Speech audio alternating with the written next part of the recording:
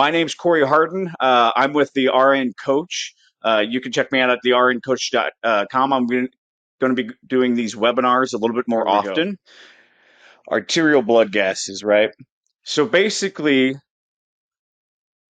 we take the arterial blood out of the vascular system, out of the arteries, after the heart, after it's been oxygenated, so we can get an idea of what's going on. What are the lungs doing? Are they doing what they're supposed to be doing? And how is our pH system? How is our CO2 and our bicarb? We're going to be talking about these things a little bit more in depth. If I'm covering something that you're not quite sure about, go ahead, write me a question in there, and I'm monitoring that so I can see that. Um, see here, foundations of arterial blood gas analysis, right? A little bit about me. I'm a nurse educator here in Missouri at the University Hospital. I've been in critical care for everything is unmuted. Can't hear. Can anybody hear me? Yeah, okay. Ryan, I think that could be okay. I got some people that can hear me. Ryan, I think that could be on your end somewhere, maybe checking your settings. I don't know this program very well. Yes, Justine says in and out occasionally. I'm going to make sure that my mouth is close to this mic here.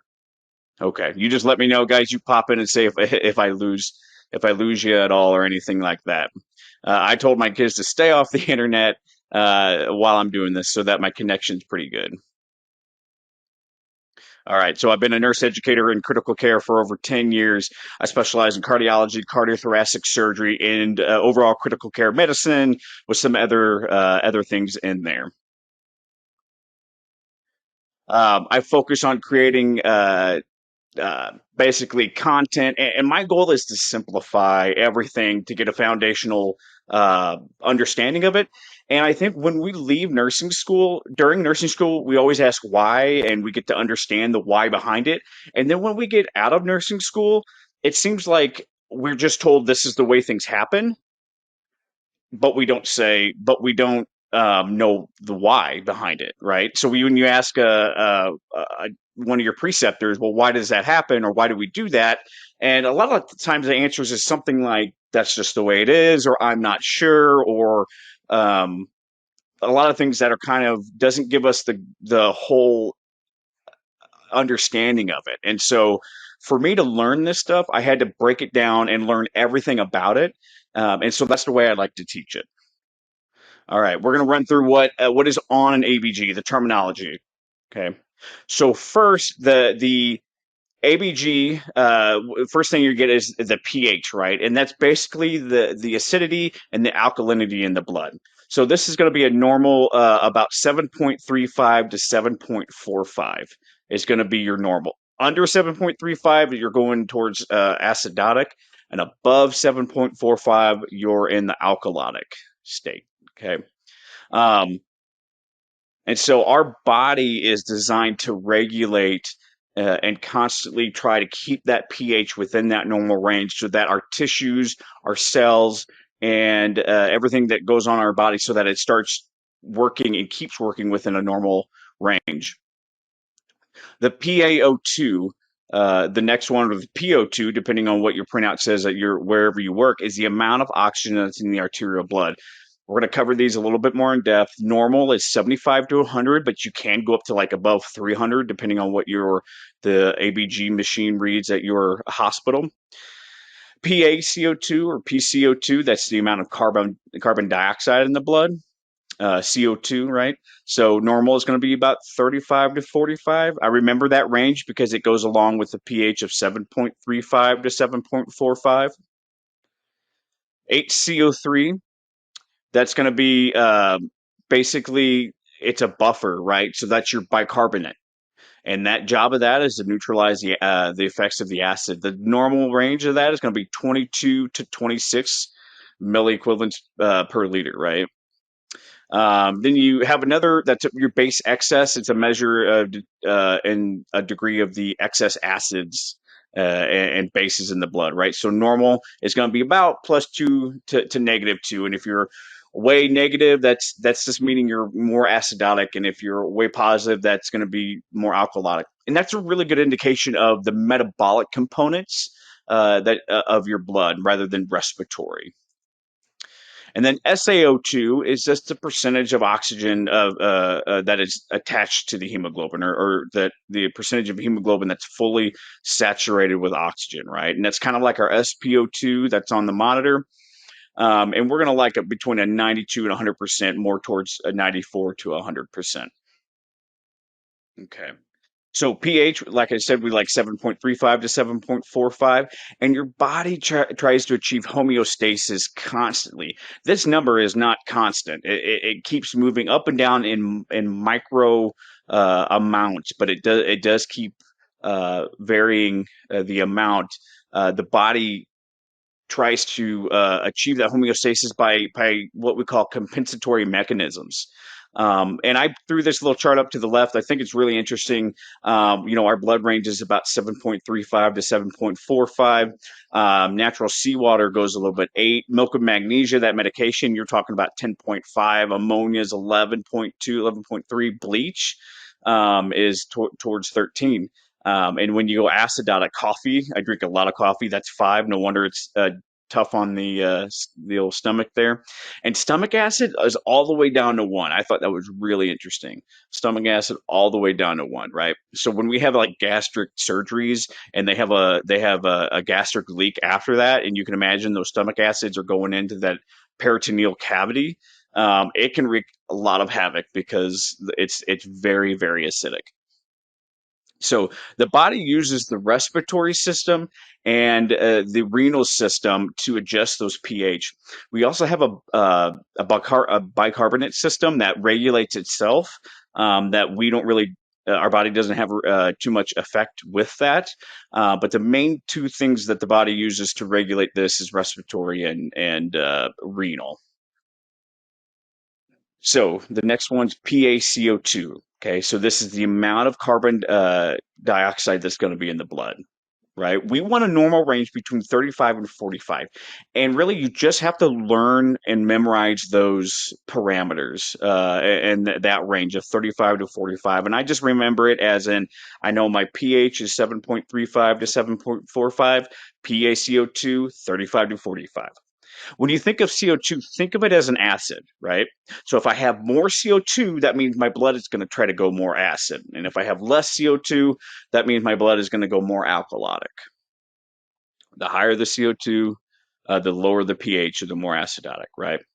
So this CO2 actually gets removed mainly by the bicarbonate system that we have, but then also your lungs exchange out the carbon dioxide, but just breathing, inhalation, exhalation, right? As you inhalate, you're bringing in a whole bunch of oxygen that crosses from the alveolus. In this picture, this is a little air sac, and it crosses the membrane into the bloodstream, the little capillary beds here, and then CO2 is released from the hemoglobin and the bloodstream and into the alveolus sac for us to breathe out. And that's a really simple explanation of that.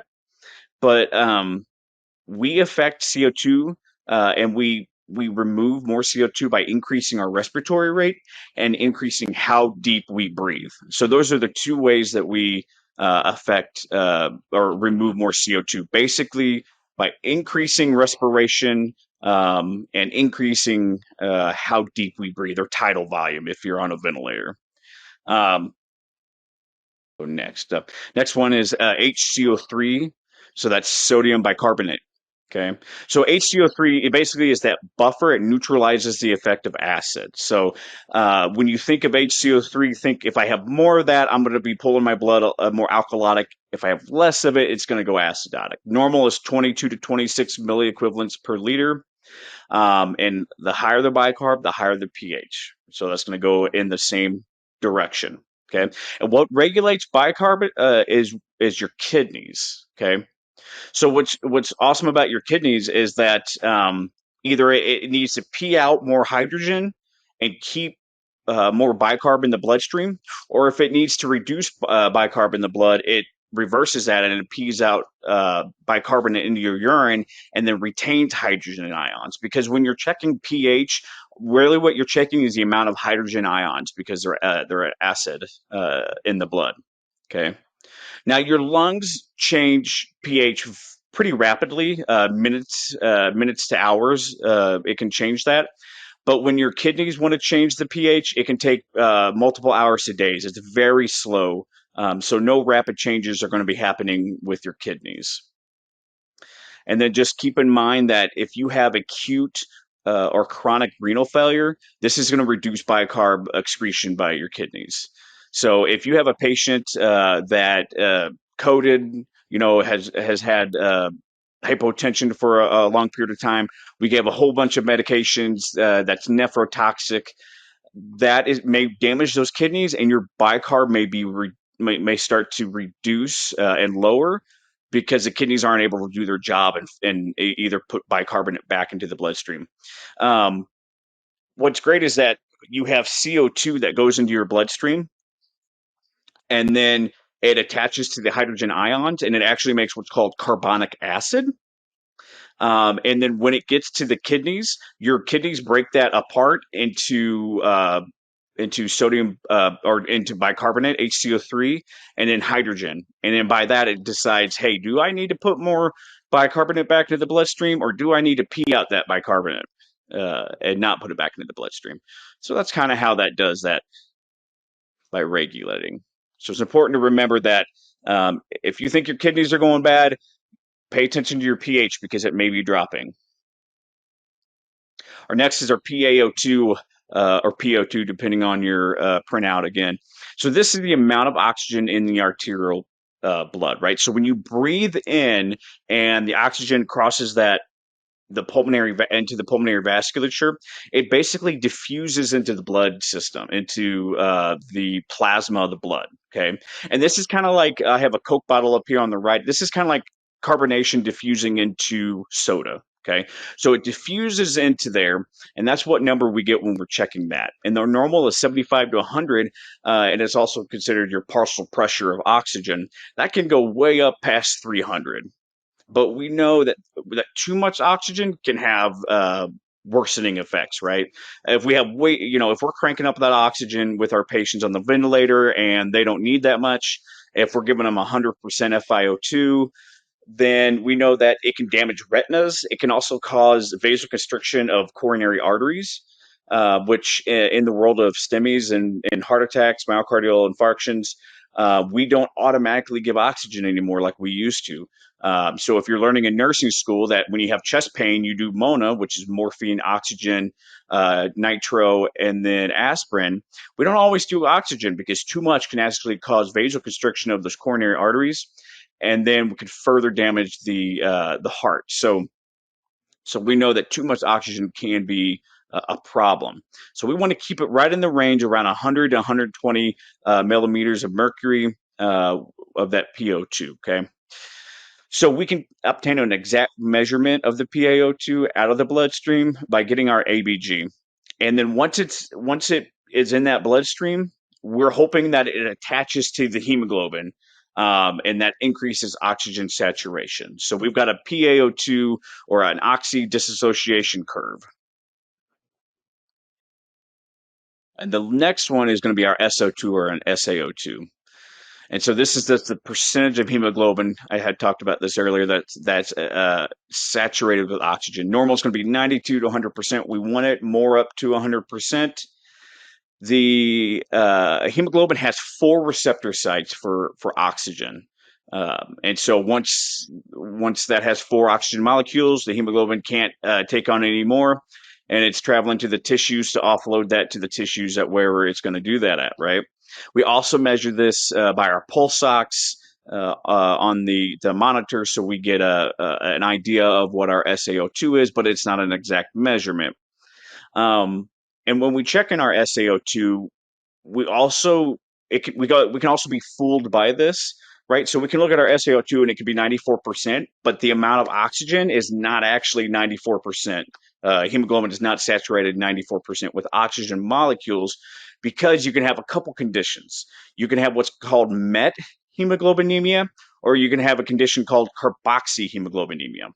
So if we're talking about methemoglobinemia, what that is basically your body. There's a protein that is messed up, that's not working correctly in the hemoglobin, and it's producing this normal looking hemoglobin, but inside it cannot. The receptor sites are messed up, and so it can't actually transport oxygen. So it counts in your hemoglobin numbers, but it actually doesn't work by getting oxygen and transporting it to the tissues.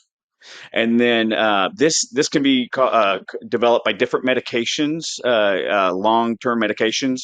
Uh, what I see a lot is with nitric oxide. So we use that to vasodilate the pulmonary vasculature and reduce like right ventricular failure from pulmonary hypertension.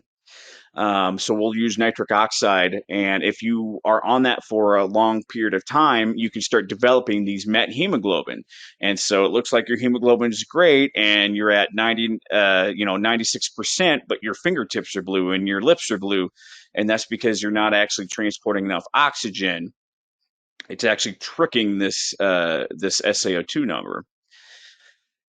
And actually, what's interesting is at the beginning of COVID, we were seeing these anecdotal reports of methemoglobinemia in these patients, and so we were finding that these patients, for some reason, were starting to develop hemoglobin that weren't effective. So the lungs were already damaged, and now we're having hemoglobin that's not able to do its job. And so I thought that was pretty interesting. The next one, carboxyhemoglobinemia. Basically, this is when you start breathing in carbon monoxide, which is like from let's see here. That's from like gas exhaust fumes from, like, if you start a vehicle in the car in the garage and they're found passed out and dead. That's because they breathed in too much carbon monoxide, or from like you don't have proper ventilation from your gas stove, or there's a few other things from too much carbon monoxide. And basically, carbon monoxide has a higher affinity to attach to hemoglobin than oxygen. So if you breathe in so much carbon monoxide, it gets attached to your hemoglobin, and then your oxygen is not able to be transported to the tissues. And so that's actually how patients pass away from carbon monoxide poisoning, is that their SpO2 looks fantastic, 99%. Basically, we're saying, hey, there's hemoglobin's looks like it's fully saturated, but it's not saturated with oxygen molecules. They're saturated with carbon monoxide, which the tissues can't use, basically. And then these patients come in and they're blue, and basically their cells go into anaerobic metabolism because there's no presence of oxygen for them to metabolize. So those are the two things. You'll see that in a printout over here on the left. You have your total hemoglobin, which is 17, but then under it you'll have COHB, which is your carbon monoxide hemoglobin, and then you'll have methemoglobin percentage, which is basically it's saying, hey, you have, let's say, 2-3% of your hemoglobin are non-functioning, so you subtract that from your percentage of hemoglobin. And then we have that oxy-dissociation curve. And so basically what I want to talk about this is that when you get around 70, an SpO2 of, let's see, not an SpO2, but if you get to a partial pressure of about 70, then you start dropping off pretty severely on your oxygen saturation, and it's an exponential drop in that. So anything under 70 millimeters of mercury, you're dropping you're dropping a whole bunch on your SpO2. So your tissue is not getting very much oxygen. And then once you get past about 100 or so, it doesn't increase your SpO2 past that. So that's why we try to keep it around 100 to 120, because any higher than that, you're really not getting any more uh, oxygen saturation on that. So you're going to keep it about 100 to 120. And if your pulse ox is still under 92%, but your oxygen, your PaO2 is above 100, then you've got some other issues going on that you need to figure out. Now we've kind of looked at our values of an arterial blood gas. Now we're going to look at how do we analyze this, right? So if we're looking at our arterial blood gas, the three things you mainly want to look at is your pH, your CO2, and your bicarbonate, right? Your HCO3. So if we look at our pH, anything under 7.35 is going to be acidotic. Anything above 7.45 is going to be alkalotic, and right in between is kind of where we want to keep it at. But remember, this number doesn't stay the same, and it's always changing, always varying. Next, we're going to look at our CO2. This is going to be our respiratory. If we're under 35, it's going to pull the blood to be a little bit more alkalotic. If we're above 45, it's going to pull the blood a little bit more acidotic because the CO2 is an acid in the blood. Connor said nursing schools are still out of date on Mona. That's true. Um, Yeah, and so that came out about a year, 2 years ago. That study came out that we're starting to change Mona. So we're not giving a whole bunch of oxygen to patients that are having coronary artery disease, and unstable angina. So yeah, what my experience is, nursing schools usually take 5 to 10 years to start catching up to anything that's new, and that's there's a lot of factors into that, but usually it's about five. In nursing school, gets you prepared to take the NCLEX and gets you a foundation. And then your first year of nursing, you'll really take off, start learning. And there's a lot of nursing students in here, so I wanted to mention that a lot, once you pass that NCLEX, you're going to learn so much in your first year of nursing. So CO2 under 35 alkalotic, because less CO2 is going to pull that pH to be alkalotic, and above 45 is going to pull it to be more acidotic. And then sodium bicarbonate, or not sodium, but bicarbonate. And so that's your metabolic. This is your kidneys. Oh, Kim said she's a nursing student. Kim, where are you from? Go ahead and put that in chat box and let me know where you're from. So bicarbonate is your metabolic. That's your kidneys, right? And so anything under 22, since it's going to neutralize the acid. If you don't have enough, your pH is going to go acidotic, and if you have too much, you're going to go alkalotic. And we'll talk about that, right? So when you're identifying arterial blood gas, the first thing you want to look at is my pH acidotic? Is it normal, or is it alkalotic? Am I under 7.35?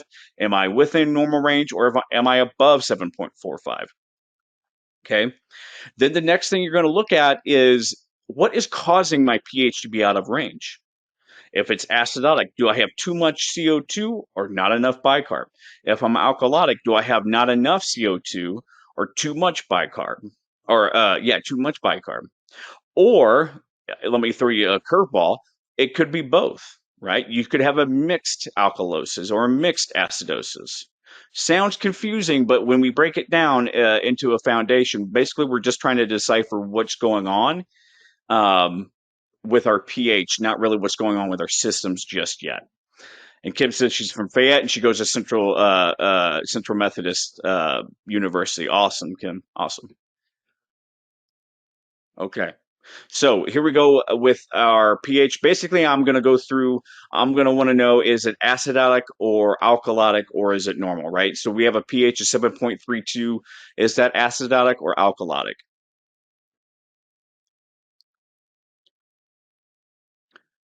Okay. Mark was first one. He said acidotic. Justine's right. That's acidotic. Exactly.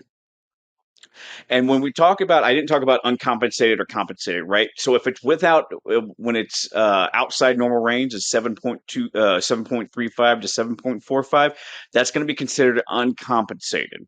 So in this webinar, I talk about compensated and uncompensated. There's also a partial compensation that I'll talk about, but it can kind of convolute when you're trying to understand the basics of it.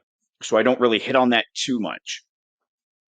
But if you want to stay on afterwards and you have a question about what's considered uncompensated and compensated and partial compensation, we can talk about that for a little bit, right? So 7.3 7.32 is uncompensated.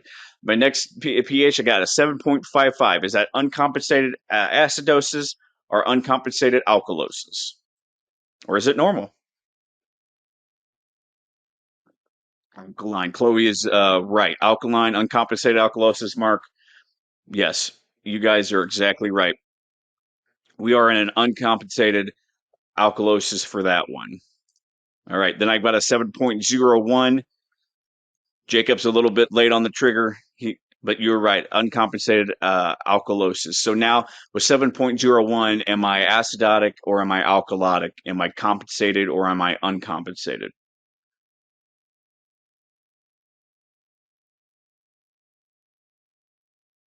That's right. I'm in uncompensated acidosis, and some people say, well, that's also considered almost death. When you get down to 7.0, 6.9, you are about to code. We got to do something fast, right? So we're at uncompensated acidosis. So going back up to my first one, so I'm at a 7.32 uncompensated acidosis. Now I've got to figure out what's causing this. Is it my respiratory system or is it my metabolic, right? So am I an uncompensated respiratory acidosis or an uncompensated metabolic acidosis, or is it mixed, right? So now I've got a CO2 of 55 and an HCO3 of 25, okay? So we're looking at my CO2 normals is 35 to 45. My HCO3 normals are 22 to 26. So we're not looking at which one's out of range. We're looking at which one's out of range and would pull it to an acidosis, right? So would too much CO2 be acidosis, or would normal bicarb cause the acidosis? And we got people. We got respiratory uncompensated respiratory acidosis, CO2, CO2. Bam. Yep, you guys got it. So this is considered an uncompensated respiratory acidosis. So this is the foundations of looking at what is causing the ABG analysis, right? So you guys decided this patient's in an uncompensated acidosis, and it looks like the lungs are the reason. The lungs are the issue, not blowing enough CO2. So we're in a respiratory acidosis. Perfect. We're looking at our second one here. We're in an uncompensated alkalosis. We got a CO2 of 42. We got a bicarb of 35. Every time I've been doing this for over 10 years, and every time I look at my printout or I look on the charting to see the ABG, I've always got to go through the normal CO2 35 to 45, HCO3 22 to 26. I've got to do that. So what is causing my uncompensated alkalosis? Is it my CO2, which is 35 to 45, or is it my bicarb, which is 22 to 26? It's at a 35. Right. We're in a metabolic alkalosis, uncompensated metabolic alkalosis. That's how you put that all together. You guys are correct. Good job. Way to go, Chloe. Way to go, Kim. Inria, you hit it. Okay, now we're at an uncompensated acidosis, 7.01. We need to be doing something fast. We got to figure out what's causing this. Is it respiratory or is it metabolic? Is the CO2 causing it or the bicarb causing it? What do you think? Is it respiratory or metabolic? We've got an answer of a mixed. We got an answer of a metabolic.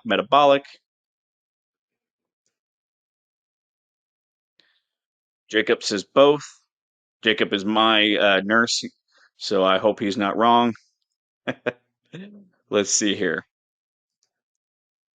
It actually is metabolic. Okay. So this one's a little tricky now. So they're both off, but there's a reason, right? We're looking at what is causing the blood to be acidotic. What's going to cause the blood to be acidotic?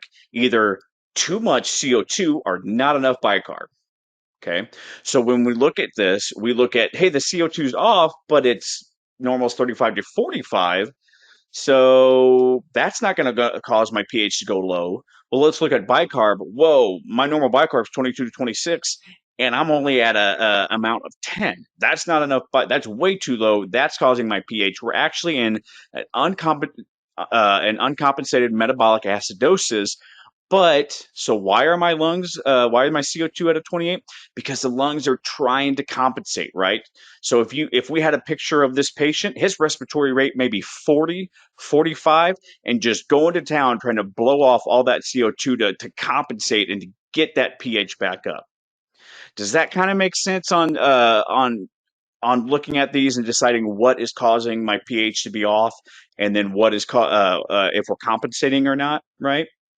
So Kim says yes. I hit the box. Sorry, my sorry if that made a loud noise. My mic just fell. Okay. I'm a human. I'm not a professional. I just love to teach. So my fault on that. Yeah, Justine gave me a thumbs up. So again, we're looking at this 7.01. What is causing that? Not enough bicarb. I'm in a metabolic acidosis, and my lungs are trying to do what they do and compensate quickly, but it's not doing the job. We may have to help it out. Great job, guys. Okay, so when we look at compensated ABG, how do you decide if it's a compensated ABG? Well, first off, you're going to look at, is it between 7.35 and 7.4? That's still on the acidotic, even though it's within normal. It's still within the acidotic side of the pH scale. And if it's 7.41 to 7.45, you're going to be on the alkalotic state. If you're at 7.40000, which I've never seen, then you're perfect. But you're going to be a touch on the metabolic side, a touch on the acidotic side, but we're trying to keep it between that 7.35 and 7.45. Okay. So if I back up and I backed up to this screen, if you had the CO2 of 28 and the bicarb of 10 and your pH was 7.36, you would actually be a compensated metabolic acidosis because your HCO3 is out of whack. Your CO2, you're blowing off all the CO2 and it's finally brought the pH back into a normal range. Now, that is really hard and difficult to look at a snapshot and go and decide that it's metabolic acidosis that's been compensated. Really, you trend these and you've known what's going on and you're looking at the patient. But if you're looking at this and trying to decide, if you're taking a test, right, and you have a pH of 7.36, a CO2 of 28, and an HCO3 of 10, you're on that acidotic side, 7.35 to 7.39, and you're going to go, okay, what would cause my blood pH to be acidotic? It's still the metabolic of 10, the HCO3 of 10. It's a little bit confusing. And if I'm taking care of a patient, because I can teach you to take a test, but I would rather teach you how to utilize this information in the real world. So if I'm taking care of a patient, and I see this, I want to check my last ABG. Hopefully, it's been within the past 2 hours, if it's this far off, so I can see which way they're trending, basically, and then I can get a better idea of what the body is trying to do. So you'll have physicians that'll come up and or other team members and go, "Oh, great, they're at a 7.36." But if you're out of, if your bicarb is 10 and your uh, CO2 is at 20 and your patient's breathing to blow off all that CO2, your patient's breathing 40 times a minute, he's going to wear out. That patient's going to wear out. And so you need to do something. Yeah, he's able to compensate now, but given 15, 20, 30 minutes, he's not going to be able to keep up that respiratory rate. So we may have to do something about it. If we're on the floor, we may need to go a higher level of care. If we're in the ICU, we may need to start BiPAP to help him with that, but do something on the metabolic side. Okay. Here's some ABG resources for you guys. There's a method called the tic-tac-toe method that a lot of people like. Um, and I don't know if I can. Oh, shoot. I hit the wrong button. Okay, you guys can see that up here. It's from Nurse Labs, and it's a website that kind of shows you how to do the metabolic side of things. So you can just type in tic-tac-toe method on Google and go to the Nurse Labs website, and it shows you how to do it. I think it's a really neat way to do it. Also, what I like, and I've used this, is the ABG Now application over here on the right side, and it's basically just going to test you on ABGs and how to utilize ABGs over and over and over again. So it'll give you the bicarb, it'll give you the CO2, and it'll give you the pH, and so you have to decide what's going on with the body. Basically, what we just did on those 3 patients. And so you can do that. I think it's free with some ads, and I don't pay for anything, so I didn't pay for it. But you can get it. I think it's $1 or 2, and you can get it without ads. But the only way to get good at this, guys, is repetition and practice. Repetition and practice. Okay. So I'm laying the foundation. I'm giving you a way to look at it and to understand, but to be able to take this and to do it in practice or to do it with on a test is just to continually practice, practice, practice. Okay. Now we're going to go look at the 4 parts of compensation. We're going to look at what causes these conditions. We're going to look at what causes these conditions, right? So the first one is the respiratory alkalosis. Okay, we got a pH above 7.45 and we got a CO2 below 35. If you've got a 7.45 and a CO2 below 35, you're in a respiratory alkalosis. Basically, we don't have enough CO2 to bring our pH into a normal range. Okay, so the cause of this, anything that's basically going to cause hyperventilation or tachypnea, anything that's going to cause you to breathe too deep and too fast. Number one thing, anxiety, fear, stress, right? When people have a panic attack and they start getting all tingly and feel like they're going to pass out, that's because they're actually pushing their pH above 7.45. And so that tingly feeling they're getting is because their blood pH is getting more alkalotic. Um, and so they tell people that are having this to start breathing into a paper bag that will actually, you'll start breathing in CO2 and not oxygen. So your CO2 will start going up and bringing that pH back down into a normal range, right? Fever can cause hyperventilation, pain, high altitudes, head injuries can cause that. Head injuries can mess with your respiratory rate, both by causing tachypnea or bradypnea. Having a PE, right? Pulmonary embolism. Basically, you're breathing too fast from that, and you're able to get the gas exchange, um, causing the respiratory alkalosis, right? Pneumonia can actually cause this, right? I've also seen in the ICUs incorrect mechanical ventilation. So basically, we've got the patient breathing too deep or too fast, and this is actually shifting their pH up past 7.45, right? And what's good is that if your kidneys have time, it will begin to compensate, and hopefully start excreting bicarb into the urine, and pulling that pH back down into a normal range. Okay. So that's respiratory alkalosis and the main causes of that. Basically, if you see that, you would check your patient. Are they breathing too fast and are they breathing too deep? And if they are, what's causing that? Next one, I would say it probably is the one of the most common ones, is your respiratory acidosis. So this is where your pH is under 7.35 and your CO2 is above 45. Okay.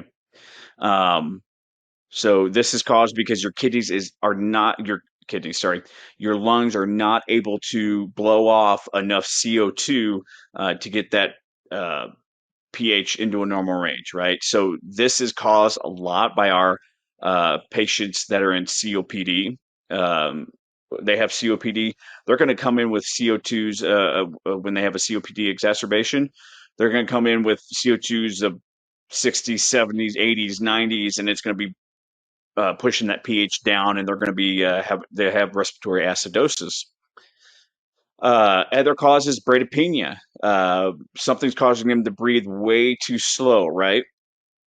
And so we give a whole bunch of fentanyl, we give a whole bunch of morphine, narcotics that's going to suppress that respiratory system, and they're not going to breathe fast enough. Basically, CO2 is going to build up, and they're going to go acidotic, and also their PO2 is going to drop. Asthma, COPD, different lung diseases, pulmonary embolism as well. Pulmonary shunting. This is basically where the capillary bed pulls away from the alveola and they don't get that gas exchange, right? So the CO2 isn't able to uh, go into the alveolar space and breathe out, right? We see that a lot with sick. We see that with acute respiratory distress syndrome, ARDS. You get a lot of pulmonary shunting from that. A VQ mismatch, head injury, right? We have a patient that came in with a traumatic brain injury and they're breathing too slow because of the head injury, right? Or again, incorrect mechanical ventilation. And if the kidneys have time, they'll begin to compensate. But remember, this is going to take a long time. It's going to take hours to days. So it's better to correct it quickly. Callie Williams just joined us. Way to go, Callie. Callie doesn't know that she has a little attentive symbol next to her. So when I called her name, it went away. That means she's paying attention. All right, next one is metabolic alkalosis, right?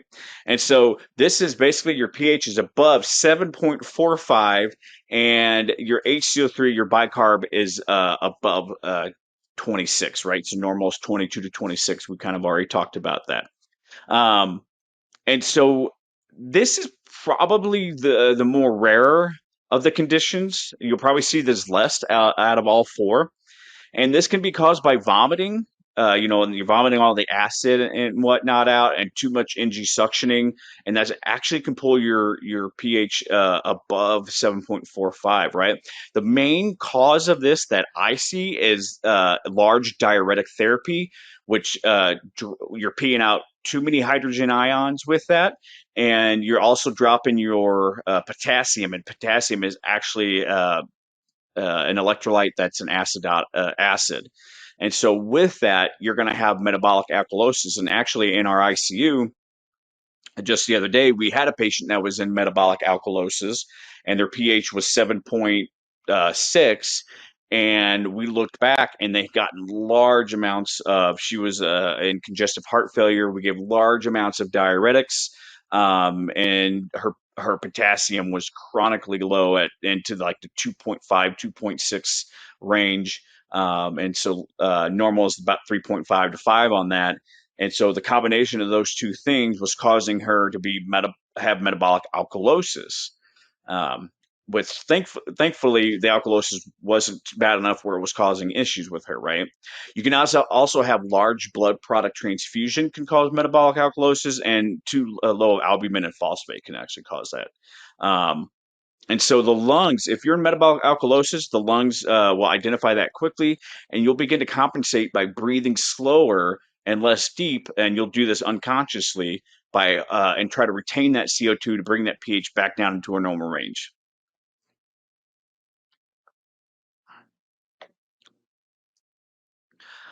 Next, we got metabolic, excuse me, we got metabolic acidosis.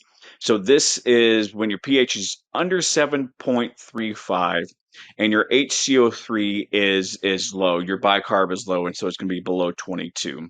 So you don't have enough bicarb to buffer that acid, and so your pH goes acidotic. Okay. The main cause of this is kidney failure and usually acute kidney failure. Can't happen with chronic. And that's why with chronic renal disease, we tend to give bicarbonate tablets to them. But you'll see this and it'll be dangerous in acute renal failure. So basically, the kidneys are sick, they're not functioning correctly, and they're not producing enough bicarb. You can also have this in what's called lactic acidosis, and so lactate is developed when in anaerobic metabolism. So when there's no oxygen, cells go in anaerobic metabolism, and instead of the byproduct being CO2, the byproduct is actually lactic acid and free radicals. And so that buildup of lactic acid. That can happen with sepsis. That can happen after a patient codes, and that can happen in let's see, dead bowel, ischemic gut, and so anything that maybe there's a clot and there's lack of perfusion to the leg. Anything that's not getting perfused or adequate oxygen, you will start developing lactic acidosis. And what's interesting is that is not always checked on an ABG, and so you have to ask for that. And so you could be acidotic and everything kind of looks normal, and in the background you've got too much lactate in the blood, causing it to be acidotic. So if you're acidotic, I always try to get a lactate to figure out what's going on um, behind the scenes, right? Next one can be ketoacidosis. So this is when patients are in diabetic ketoacidosis. Ketones are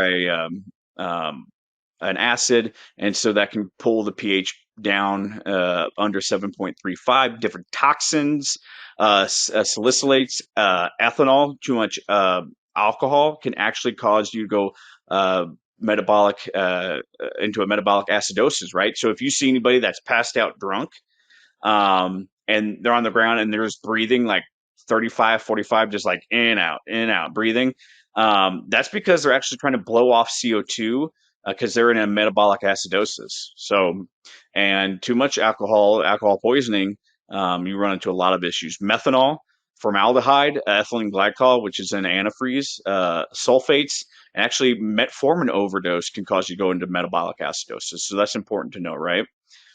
Rhabdomyolysis, so patients that are rhabdo, damage to crush injuries or damage to the kidney or muscles, and you get all this rhabdo that's formed from the muscles breaking down, can actually it'll damage the kidneys and cause you to go into metabolic acidosis.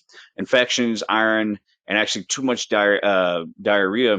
You're actually And diarrhea is actually a lot of bicarbonate, and so that can cause you to go to metabolic acidosis.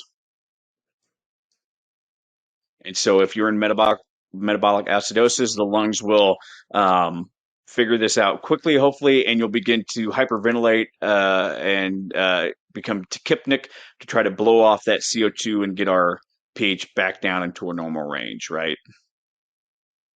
Okay, so we've covered how to look at an ABG and how to decipher if it's uncompensated, compensated, and if it's respiratory or if it's acidotic and alkalotic, and then if it's metabolic or respiratory, right? So now what we're going to do is we're just going to be looking at our pH. We're going to be looking at these printouts that I put up here, and we're going to decide if we're uncompensated or compensated, if we're in acidosis or alkalosis, and if it's respiratory, if it's metabolic, or if it's mixed, right? And I actually have a poll that I'll put up for these two, right? So our pH is 7.2. So you don't have to write it in the questions. I'm going to put up a poll, and you can click a button and figure out. Tell me what you think it is. pH is 7.2. CO2 is 60.5. PO2 is 74.9. Let's see, HCO3 is 23, base excess negative 3.7, right? So after looking at that, I'm going to open this poll. Do you think it's respiratory acidosis, respiratory alkalosis, metabolic acidosis, metabolic alkalosis? We've got a pH of 7.2.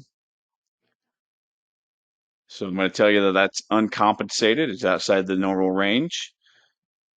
Let's see here. We've got respiratory acidosis, respiratory alkalosis is our two big ones, right? Awesome. People are still answering. I'm going to go ahead and close this poll here. We got about 88% said respiratory acidosis, 13% said respiratory alkalosis. So it is uncompensated respiratory acidosis. So when we're looking at our pH, 7.2, we know that is outside of, that's under 7.35, so we are acidotic, right? When we're looking at our CO2, normal is 35 to 45. It's way above 45.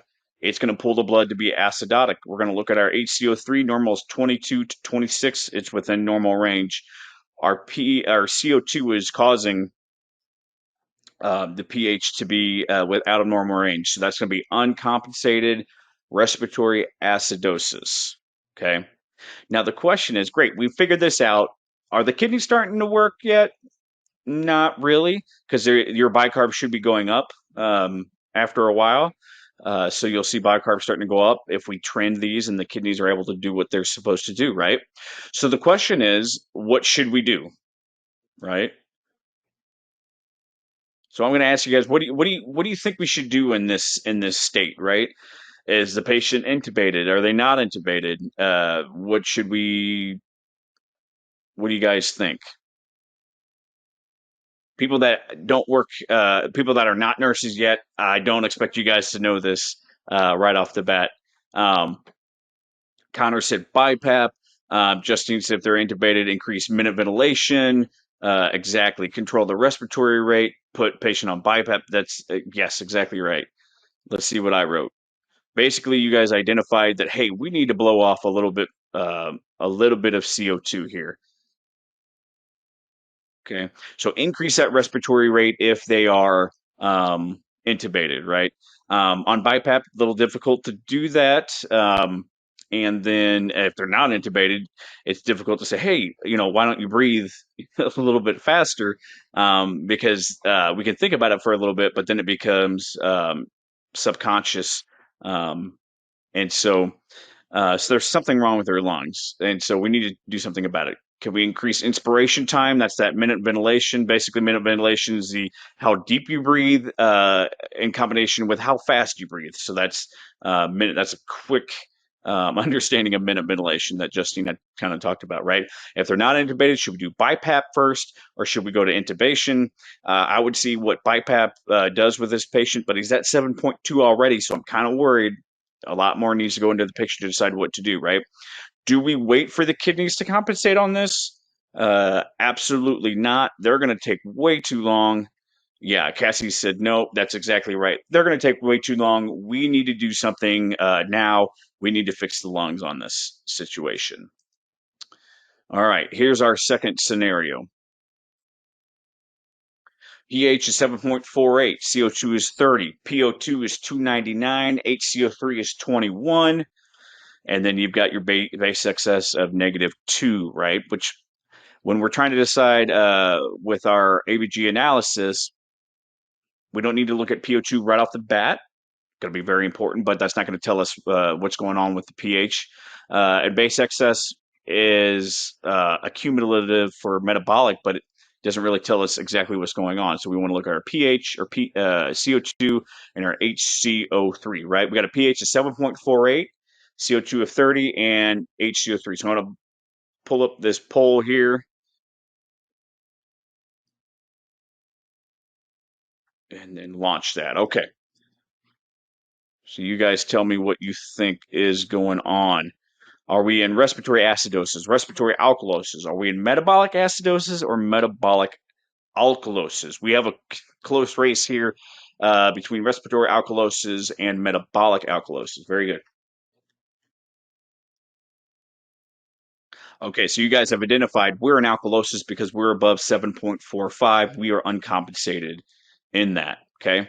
So then the next thing is what's causing my pH to be above 7.45? We know that it's going to be either not enough acid, CO2, or too much bicarb, right?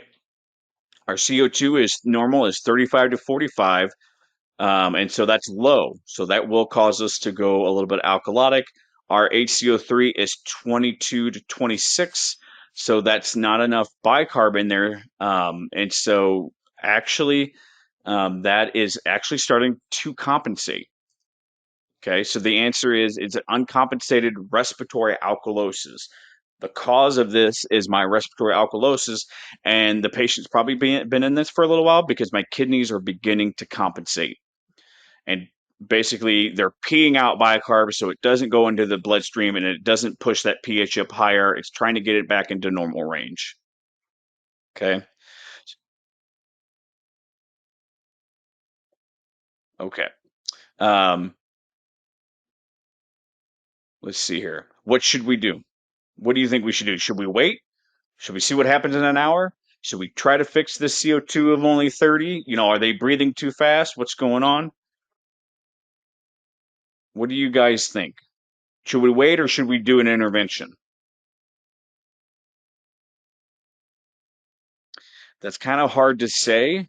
Hector says intervention. My buddy Hector over in Kansas City. Mark says the kidneys have already started to compensate and it's close to compensation. It's close to getting it under 7.45. We could wait. Guys, there's not really a right answer on this one. You can do an intervention right now. You maybe wait. The thing that is important is to look at how the patient's been trending, right? If they've been coming down, if their pH was 7.52 and now it's 7.48 a little bit later, maybe you need to wait a little bit, maybe another half hour to see what's going on. But if you just saw this and it's 7.48 and you haven't seen any intervention and the patient's breathing 40 times a minute, which he's not because his respiratory rate's 14. But if he was breathing too fast, then yeah, maybe we need to do something about it. So everyone's right.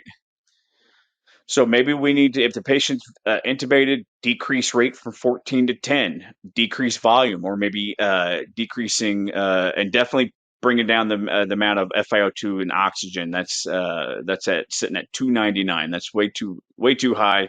We're going to have issues with that, right?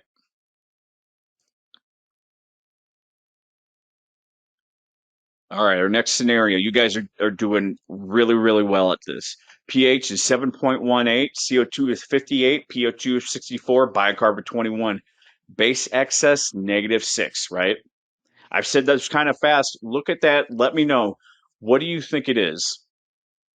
Are we in a respiratory acidosis, respiratory alkalosis? I'll throw up the poll here in a little bit. Metabolic acidosis, metabolic alkalosis. Am I compensated or am I uncompensated, right? All right, here we go. Poll is open. Let me know what you think it is.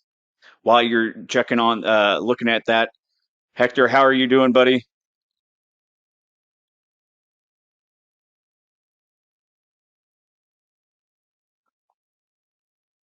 I see Calvin's on here. Calvin is down in Houston.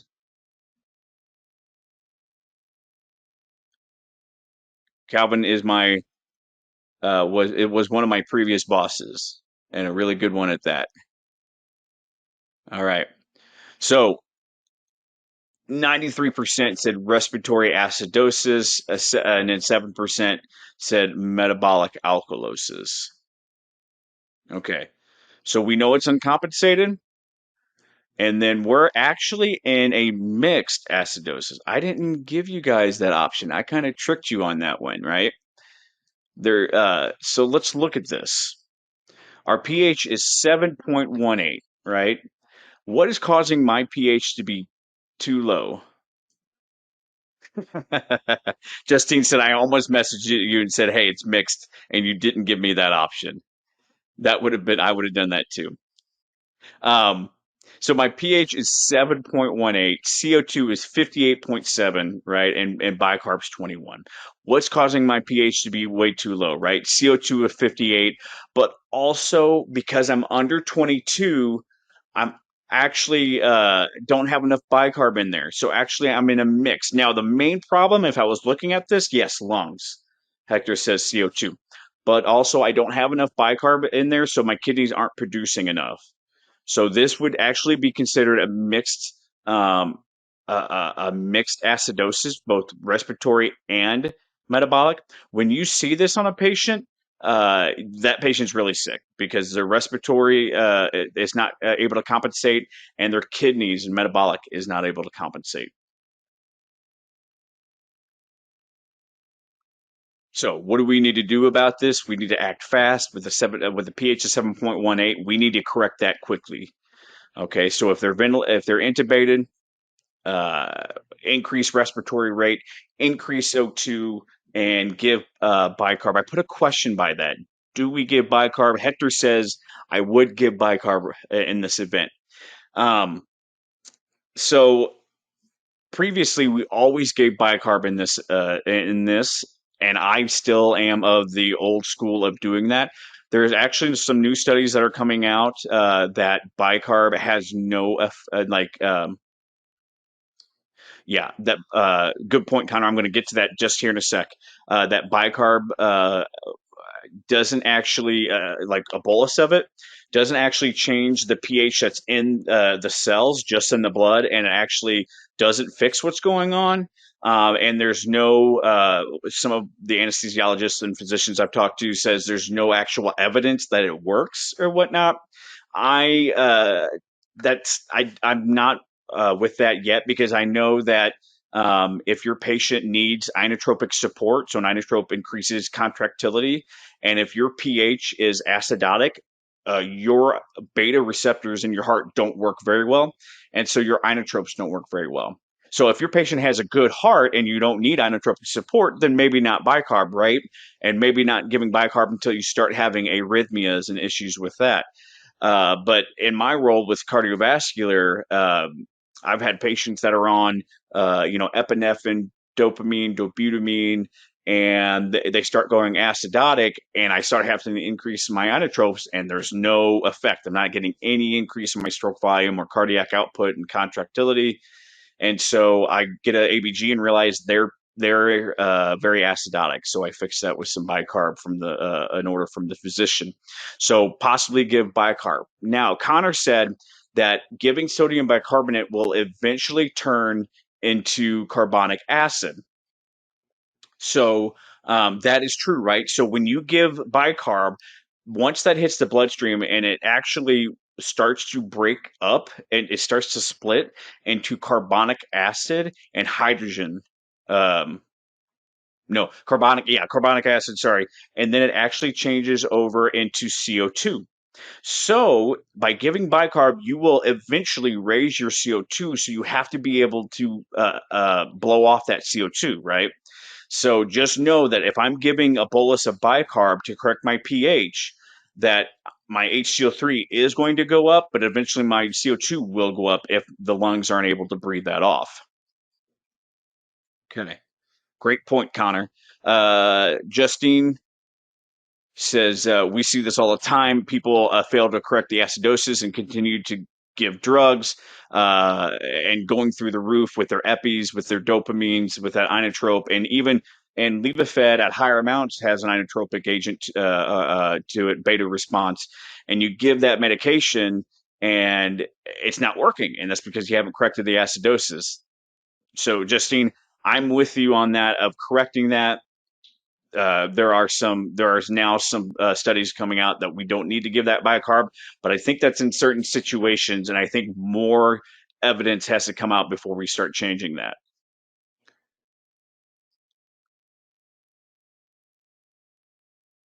Oh, Kim, sorry. Kim said I can't see the screen. Can you guys see that now? Yes. Okay. Um, yeah, Kim, it's 7.18, CO2 of 58, bicarb of 21, right? And so we're not giving bicarb to raise the bicarb. We're giving bicarb to raise the pH. So you give bicarb, sodium bicarbonate, to raise the pH when it's too low. You're not treating the kidneys because remember, you're just giving bicarb to raise the pH, and it's going to eventually dissipate anyways. So when you're giving bicarb, um, just remember it's a band-aid.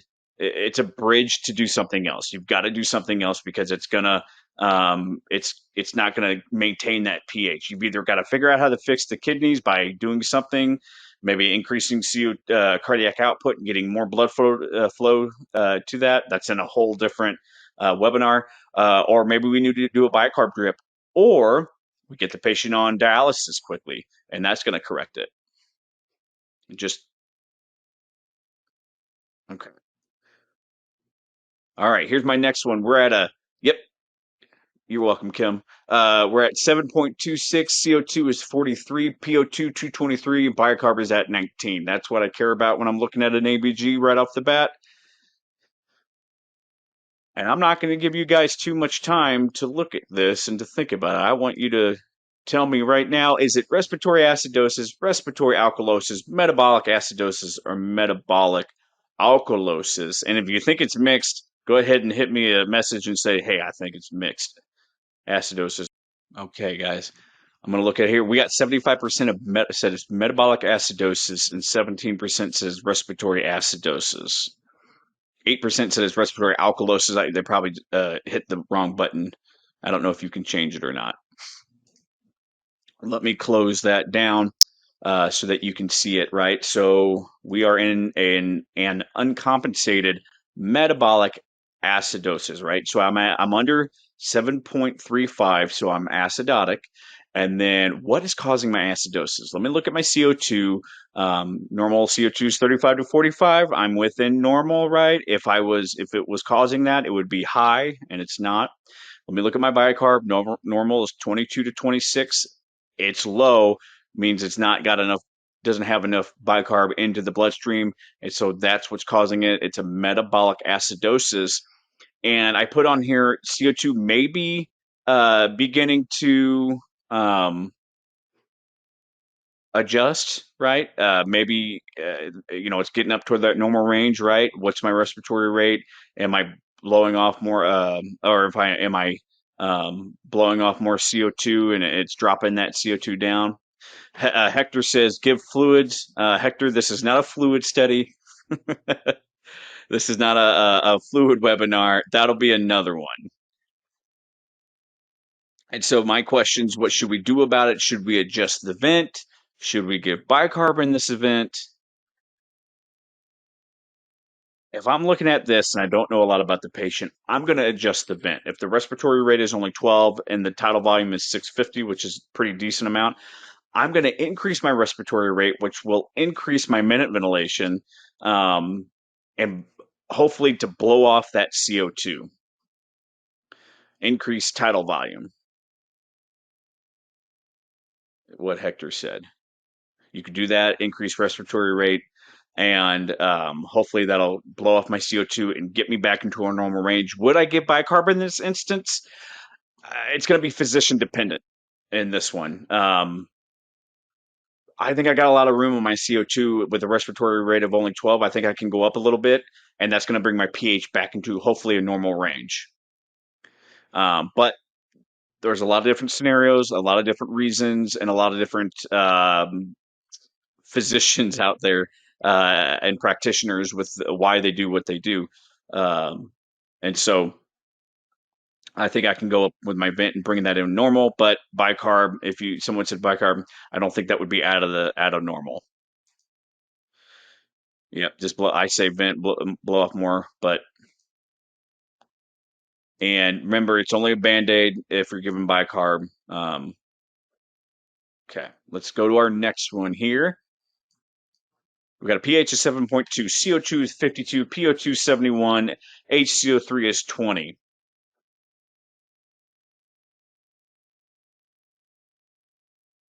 I'm going to my poll here, and we're going to launch it.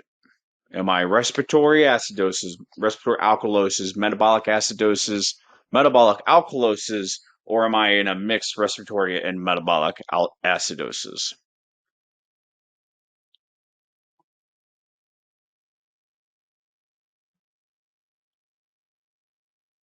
Mark. Mark didn't even see that on the poll. There is a mixed on there. He just wrote mixed into the questions, into the box. No, that you're all right, Mark. That's a great job. Okay, so my pH, let me close this here. So my pH is 7.2, CO2 is 52, and bicarbonate is 20, right? So what's causing my pH to be acidotic? CO2 normal, 35 to 45. And so it's above 45. So yeah, that's causing it. I go to my bicarb. Normal's 22 to 26. Not enough bicarb at 20. So it is actually mixed. I've got both uh, lung and kidney issues going on, right? Oh, Justine's she just jumped off. I totally get that with the baby being fussy. I think she just had a baby not too long ago. Totally get that. I'm going to hurry up through here. Um, And so we're in an uncompensated, mixed metabolic and respiratory. And remember, this patient's sick. We need to possibly do stuff for both the lungs and the kidneys. So let's help them blow off more CO2 by increasing respiratory rate, maybe increasing tidal volume. That's right. Hector said tidal volume and respiratory rate. That's going to be our minute ventilation as a whole. I said increase PEEP can make a little bit of a difference with that if your PEEP is low enough. Just basically, PEEP is positive end expiratory pressure. So basically, when you're exhaling, it's blowing in some pressure to increase that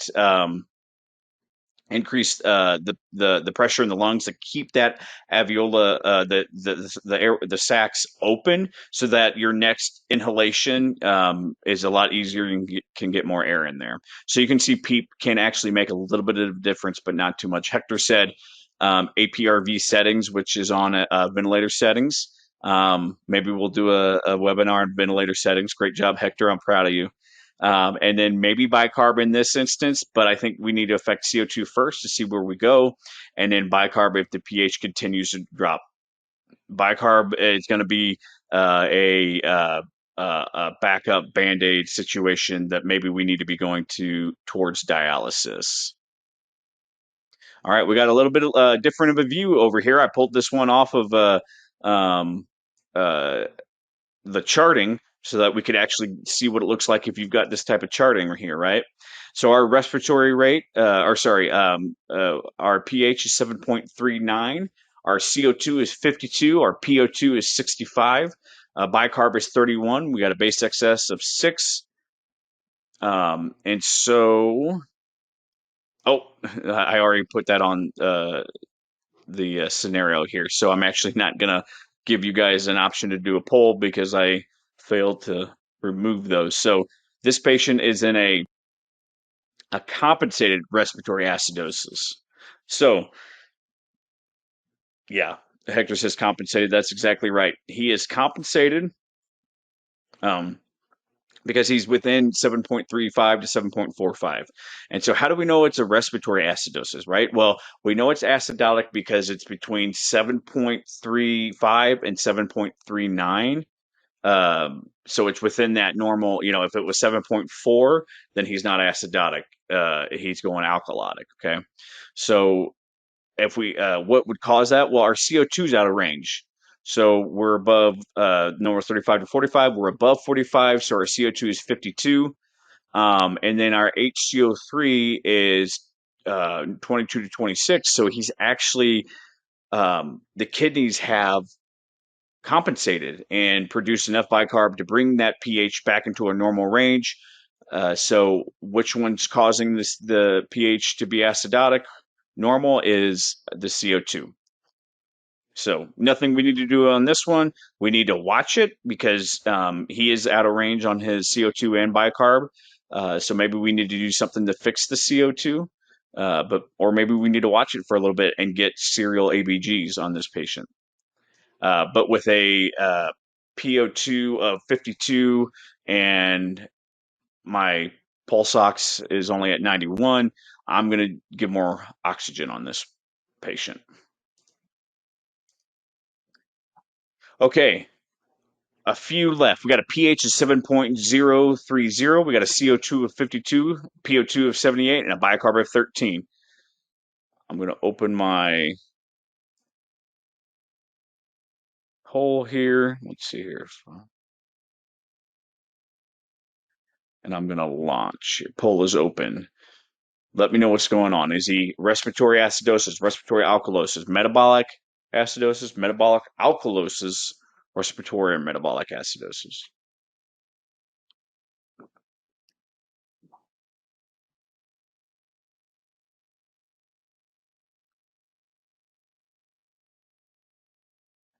Okay, we got about half people have voted. Let's see here. 82% says respiratory and metabolic acidosis. We got 9% says is respiratory acidosis.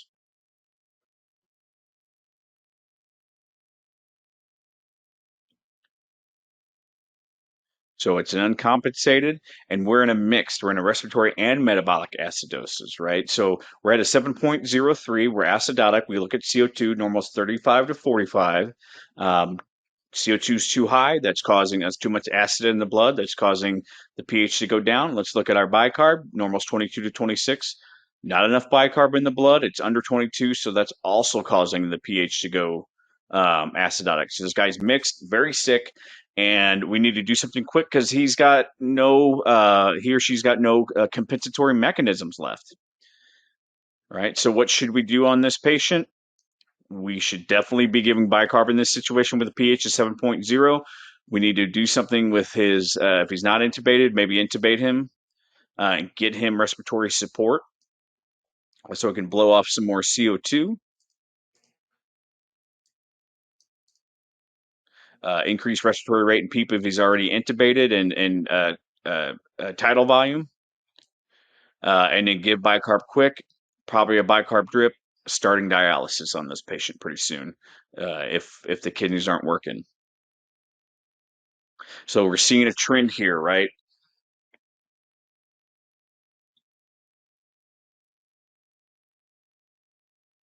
All right. Then in this patient, I would also check lactic acid. I want to know what my lactic acid is behind the scenes because I bet it's high down here in between the FiO2 and the calcium. We've got a lactic acid that is not we didn't check it, but I bet it's high in this patient. Okay. Next one is got a little different view. pH 7.21, PCO2 is 34, PO2 is 59, bicarb is 13.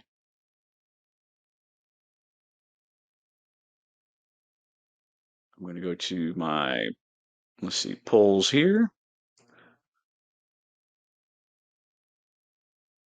Okay.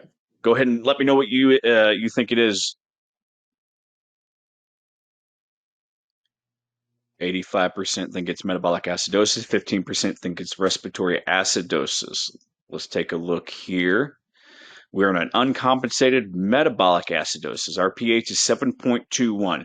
PCO2, 35 to 45. This is 34, right?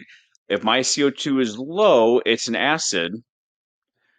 And so it is going to start. He's actually starting to try to compensate. He's trying to blow off CO2 to pull that pH back into a normal range. We look at my bicarb, 22 to 26. If I don't have enough bicarb, I'm going acidotic. So my cause of the acidosis is my bicarb of 13, and then Connor said he's partially compensated metabolic acidosis. So this is actually partially compensated because his CO2 is out of range the other way, trying to get him into range. So how do we look at this? Basically, the lungs are trying to compensate and bring his pH back up. He may be breathing too fast. He may not be able to sustain this very much. So we need to be watching this patient and maybe being able to support him. Let me close so you guys can see that. All right, what should we do? We should probably get bicarb on this patient, and we need to do dialysis quickly to correct. Because I don't think his kidneys are going to, I mean, his bicarb is really low of 13. So he's going to need dialysis quickly. And just remember when your physician, the team that's caring for the patient, when they say, okay, let's go ahead and start, let's do dialysis, that's going to take a long time, right? Do they have dialysis access or not? If they don't, they've got to put the line in. So that's going to take some time. If they do, then dialysis team has to come start it, or maybe depending on where you work, sometimes ICU nurses are trained to start dialysis, but you have to have the orders. So sometimes that comes from nephrology. So nephrology has to write the orders. And so the point I'm making is that if you say, let's start dialysis to correct this, it may be a while. So you have to probably start bicarb to compensate for this. And they could be in DKA.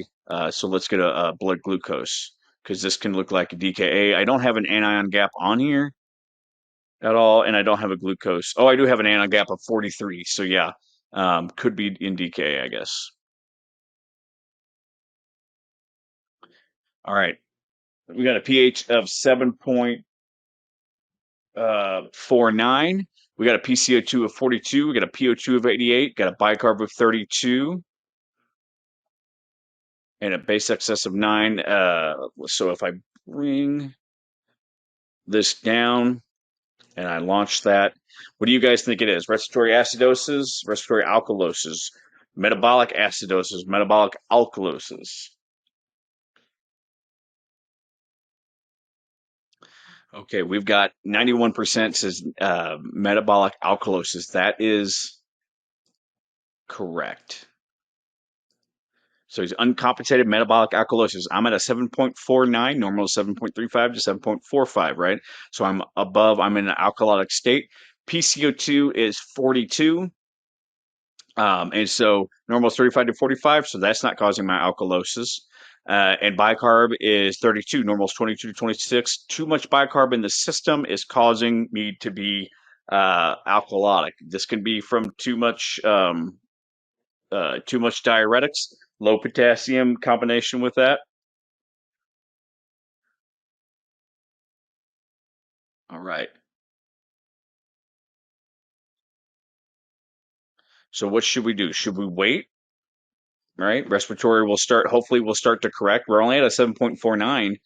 I would probably wait to see if maybe they'll start to correct and start retaining CO2 and bringing that pH down.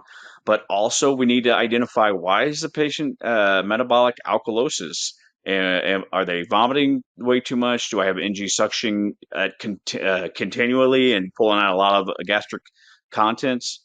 Am I have we given way too much diuretics?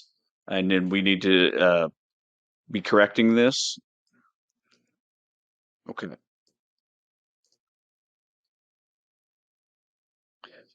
Um, okay, I'm gonna end that. I'm gonna end here because I'm at 90 minutes, and so I just have one last scenario that goes through some a patient scenario, follow them throughout their hospital stay of their ABGs. I'm going to show you. But my goal of this was to lay a foundation to show you how to analyze ABGs, look at the four. Uh, Problems, the alkalosis and acidosis with respiratory and metabolic, and to start getting an idea of how to do that, right? But remember, in order for you to retain this information, you have to start looking at over and over and over again, and just testing yourself and looking at ABGs. And there's a lot of things online that can show you if my method didn't really work. The tic-tac-toe method may work well, and so you can look that up online. And so I'm going to finish up here. But couple things. If you want to stay on, if you have a question, I'm going to stay on here for a while after. Go ahead and hit me up with a question. I'm free to do that. I'm Corey Harden with the RN Coach.